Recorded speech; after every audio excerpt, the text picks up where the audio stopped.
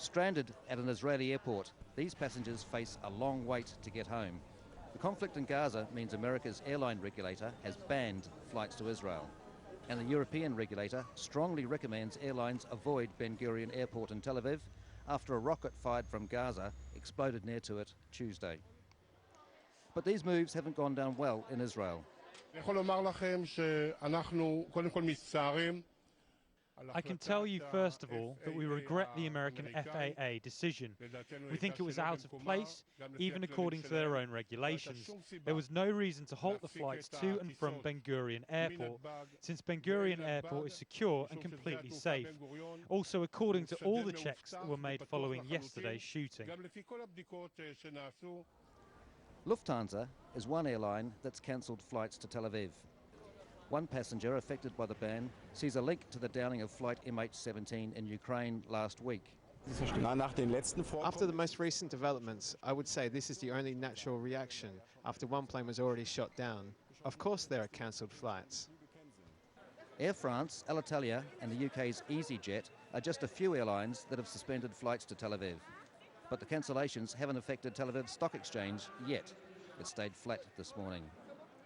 America's airline regulator says it will review its ban soon. Steve Rowe, Arise News. Yannick Naud's still with us. I mean, of course, these are very, very early days, but yes. When you're living in a country with one airport, and one statistic from this morning, 8 million people in Israel, 14 million flights annually. I mean, that's putting some sort of stranglehold on it, isn't it? Yes, I think last year there were 14 million passengers. There's still international airport in Haifa and Eilat, but they're much smaller airport, and so far they've been doing domestic business or some business with a European client. I think Israel is a very export-oriented economy, and therefore they rely on any kind of communication infrastructure in order to conduct business, whatever it's a physical infrastructure like airport, or whatever it's internet and communication. As long as this ban stays for one day, there will not be any big consequence for the country. And I think the stock market today is probably an indication that market participants think it will be over very quickly. The stock market the Tel Aviv 100 is flat today. It's been doing pretty well even since the invasion in Gaza. And El Al Airways is up 6% today. So because it's one of the very few airlines with Aeroflot and BA flying. I think if it continues, it will have an impact on the economy of the country, but so far it's a bit too early to say. Yeah, and it's a country which depends very heavily on direct foreign investment. It's a huge part of its GDP, isn't it? Not again that that's necessarily threatened, but at the same time, it doesn't do the country's investment image a great deal of good, does it? No, I think it's a direct relationship of war. I mean, you can't have a war with your neighbor and have business as usual in terms of doing business. I don't think it's. I mean, it might have been possible before, but I don't think it's the case anymore. Right.